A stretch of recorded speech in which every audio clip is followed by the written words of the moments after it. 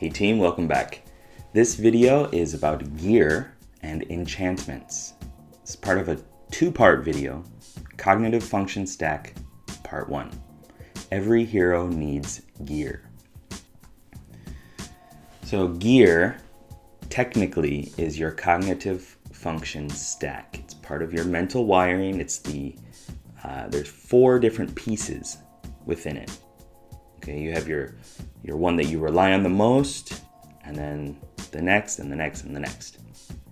There are more, but we're not going to get into it here. But basically, it's how you balance your temperament. Temperament and personality are different. Temperament is how you mentally, your wiring, how you mentally make decisions and gather information and learn and stuff like that. Personality, I think, sits on top of that based on your experiences and your past and all that stuff. But basically, there's more to you than just one side. As I'm sure you've noticed, I'm not only a healer. I'm not only a mage or a hunter or a warrior. There are other parts within that that you need to live. You can't only do one thing. So as you see here, we have 1, 2, 3, and 4. These are the top 4 cognitive functions in your stack. So we're going to break it down a little bit, first in RPG terms, and then we'll do it technically. First, you have your hero. This is what we've been talking about this whole time. It's one of the race and class combinations. Elf, healer, dwarf, warrior, something like that. And this is your main character. This is basically you. This is a large percentage of what makes you in your temperament. And when you use your hero's abilities, your heroic abilities, it fills you back up. It puts you in flow. We'll get into that a little bit more too, but it feels good. When I personally, as an elf healer, when I make a decision that feels good and in my core, very authentic to me, it feels good and I recharge. It puts me in flow, it keeps me going, makes me happy. If you are a dwarf hunter, extroverted intuition user in your dominant function, if you're exploring the world and trying new possibilities and just looking outward and trying to understand the abstract world around you, it feels good. You can do that all day. And the hero saves the day. So when you have a problem, you first, if you're healthy, and I'm assuming everybody's healthy when I'm talking about this, you're going to go to your heroic abilities first to deal with your problems. And you have mastery time on this hero. You've played it well over 10,000 hours probably. So you know exactly how to do it, and you know the little nuances of it. You're very, very good at it. Not everybody uses the same hero. So you're going to have different strengths and weaknesses. And we're going to go from 1 to 4. Okay, they're on the same pole here. So you have your hero, and then you have armor.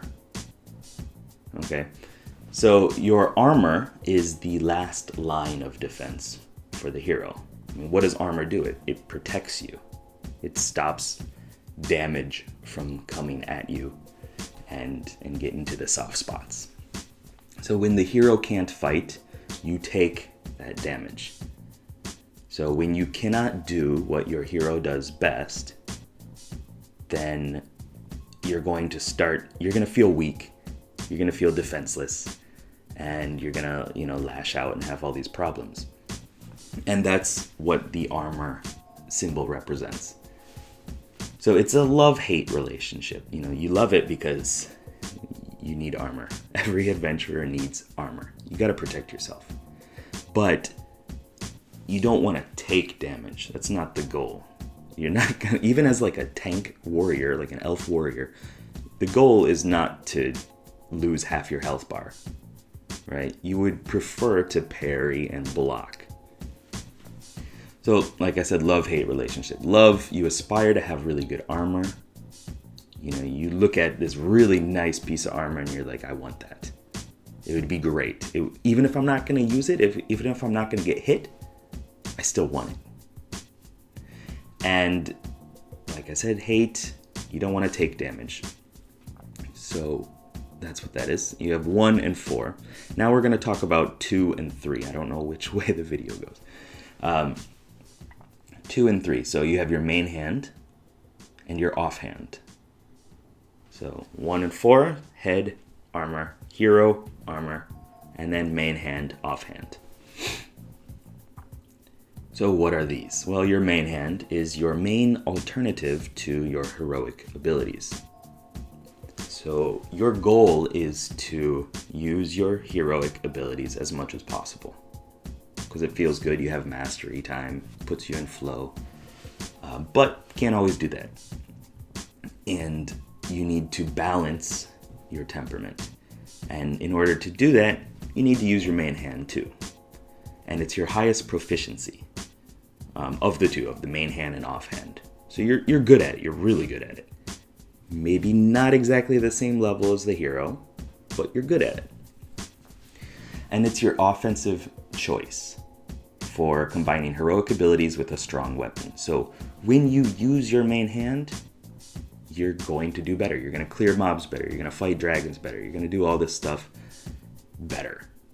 And it's going to help you grow as an individual. And your offhand is the first line of defense for the hero. So the armor was the last line of defense before you actually start taking damage. But just before that, you have your offhand.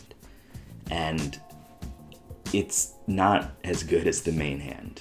So don't rely on it. It keeps you safe. So when you can't use your main hand and when too many things start attacking you and you start getting bogged down, you get stressed out, then you're going to start using your offhand. You're going to load special ammunition or arrows, or you're going to start swinging faster with your offhand. You're going to block, okay? You're going to rely on your orb or tome or whatever. And it's going to protect you. It's going to let your hero do what it needs to do. But it's not the healthiest option. Right? The main hand is the best option. So, technically, you have your first function, your dominant function, which I call the hero. Okay? That's going to be introverted or extroverted, elf or dwarf. And it will be a judging or a perceiving function. Judging functions are the ones that make decisions, what I call casters. So you have feeling or thinking, or healer or a mage. Or the perceiving functions, the scouts, will be intuition, hunter, or sensing, warrior. So you're going to have a combination of one of those. You know, an elf, hunter, dwarf, warrior, in less technical terms. And the armor is going to be the mirror opposite of that. So if my hero is introverted, my armor is extroverted. If my hero is feeling, my armor will be thinking, with that extra spin of introverted to extroverted. Introverted feeling as my hero, up here. There's a crayon in my brain, up here. Introverted feeling, extroverted thinking. Okay, so let's poke at it a little bit more. Your hero is your dominant cognitive function, technically. It's your preferred way of existing. It's your natural style and your flow state. It's what you want to do as much as possible because you have that mastery time and because it feels good, it puts you in flow. You're not going to use it all the time. You know, these are just preferences, but this is your preferred way of existing. Going down to armor, this is called your inferior cognitive function. You can already see the balance, right? Dominant and inferior. This is the most rejected and most vulnerable part of those top 4 functions that we're going to talk about. Basically, everything that your hero does well means if you focus on one thing, you have to push away other things, right? So if I focus on, I'm just going to keep using me as an example. If I focus on introverted feeling, my personal ideals and my views of what's right and wrong, good and bad, and ethics and morals and stuff like that, it means I need to ignore that the systems and the logic and empirical data to get me from point A to point B. Okay? So when I ignore that, it all gets repressed and pushed down and stored in my armor. And the other way of looking at this is your aspirational cognitive function. So when I see my dwarf mage buddy do what he does best, I look at that and I'm like, wow, I wish I could do that. That's an aspirational sense. Okay? Because, you repress it so much that when you look at it, you're like, wow, that's pretty cool. And also it causes you stress. So love, hate, right? And it's the same attitude as the main hand. Attitude is introverted or extroverted. That's what that means. So if I'm introverted hero, extroverted armor, extroverted main hand. Or extroverted hero, introverted armor, introverted main hand. We will go over many examples. Okay, so that's 1 and 4. Now let's look at the other set, your arms. Okay. So if you have a judging function, like we've been talking about, mage or healer, thinking or feeling, then your arms are going to be perceiving, scout functions, warrior, hunter. Okay. So on this little thing in the middle, we have JE, extroverted judging, so like a dwarf mage. Okay. And then on that same pole, you have introverted judging. So this, if dwarf mage, if extroverted thinking, introverted feeling for armor. And that means that your main hand would be introverted perceiving, could be sensing, could be intuition. And then your offhand is going to be the extroverted one. Okay. So your main hand, in more technical terms, is your auxiliary cognitive function. It's the supportive, good parent or companion to your hero. So, let's see. When you get in trouble, you should rely on your main hand.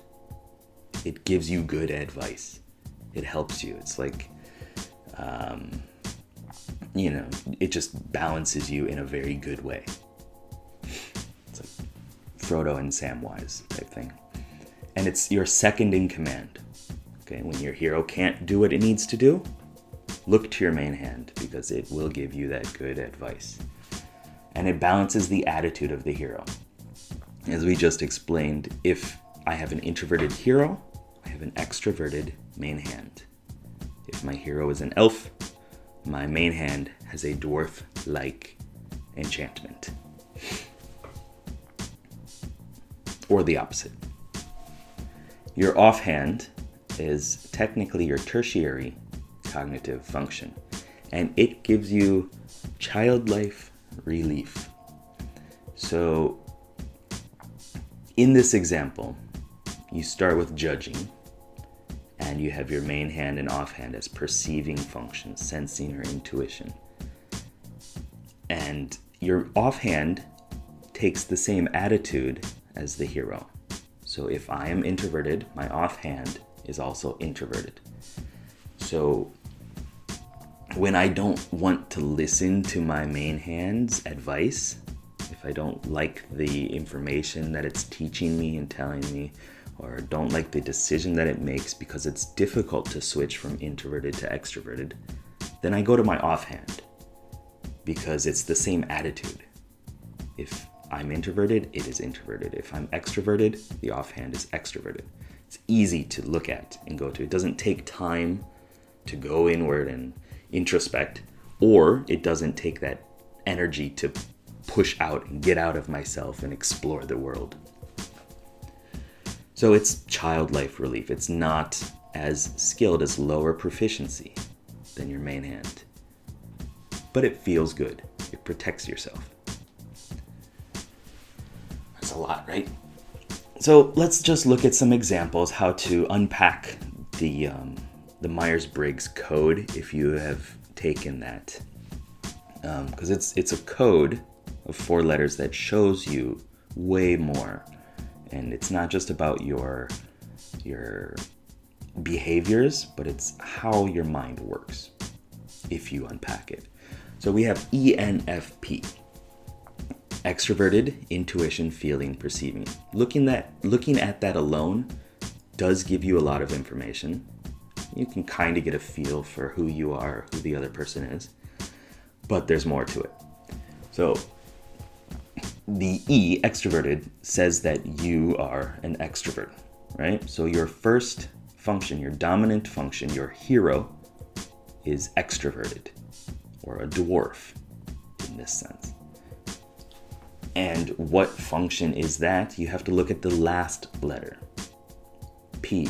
P points to the perceiving functions, the scouts, so intuition or sensing, or in RPG terms, hunter or warrior. Okay, so E, extroverted. Your first function is extroverted. Which one is that? It's one of the perceiving functions. So you look at the second letter there, and it says N. N is intuition. So you have NE, extroverted intuition, as your dominant function. Good. That shows you then that your armor, your inferior cognitive function, down at the bottom of that pole, is the mirror opposite. SI, introverted sensing. Because N, intuition, and sensing are on the same pole. You just need to switch the letters and switch the attitude, extroverted or introverted. And the next part that the Myers-Briggs code shows you says ENFP. F is feeling. If my dominant function is extroverted, my main hand, my auxiliary function, is introverted. It has to be. You cannot live healthily using only extroverted functions. You'll never learn. You'll never take in information and use it properly in the future. Same with, you can't be only introverted, because you will just sit there and never explore the world. Okay, so if your main hand, if your auxiliary function is FI, introverted feeling, on that same pole, you have to have the other letter, FT, right? So you have extroverted thinking. Okay, so we're gonna keep going at it. We'll get some more. Let's look at the introverted ones. Introverts are more difficult. Yeah, I'm one too, I know. So INFP. This is actually mine, my code. So I says that my first function is an introverted function. And P points to the first extroverted function. Okay, I cannot have an extroverted function as my dominant function and still be introverted. I need an elf. I is for elf, not E, I. Okay, so If my first extroverted function is intuition, the N, then that means my dominant function is going to be the F, the other letter, one of the judging functions. So actually I'm a caster. I start with my judging functions, despite it saying INFP, because introverts are difficult and it switches it up. Socionics has a different letter and it makes it nice and simple, but we're using the Myers-Briggs code for this. So introverted feeling, on that same pole, extroverted thinking. Just mirror opposite, switch. Always on the pole, you gotta switch to the mirror opposite.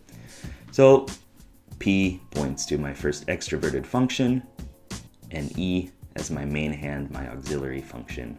And then my offhand, my tertiary, would be introverted sensing. Mirror, mirror, mirror. But not everybody ends with a P. We have J's too. So ESTJ would mean that your first function is extroverted. And what function is that? What is the first extroverted function? It's a J, a judging function. So that's either thinking or feeling. Mage or healer. These RPG terms just make it so much easier. So extroverted thinking as your dominant and introverted feeling as your inferior, your armor. Okay, same pole, mirror opposite. And then that means your main hand, your auxiliary function, is going to be one of the perceiving functions, the scouts, warrior, or hunter, sensor, or intuitor. And you have SI, introverted sensing, and your offhand has extroverted intuition. I didn't explain it, but I made the circles smaller, so it helps you know your proficiencies and the number order. And ISTJ, introverts are more difficult. Yeah. Your first function is going to be an introverted function, your dominant function, your hero. And so in this case, we have an elf warrior. And then the J points to the first extroverted function, the dwarf kind of style. And you have TE, like a dwarf mage. And then your offhand would be the mirror opposite of that. And your armor would be the mirror opposite of your hero. I think you got it, right? We will do this more and more and more throughout the next 10 or so videos. So, your quest. Watch this video again. It takes time. And it takes practice, but it is worth it. Because you actually get to understand how your mind works and the priorities that your mind wants to give to these different functions. So it is worth it. And the next lesson is going to be even more detailed. So if you didn't get this, you might struggle with the next one. But it's your choice what you want to do with that. I cannot stop you. So this has been a look at gear and enchantments. Your cognitive function stack, part 1. Every hero needs gear. As always, thank you very much for watching. I hope you learned something very helpful, and good luck, have fun.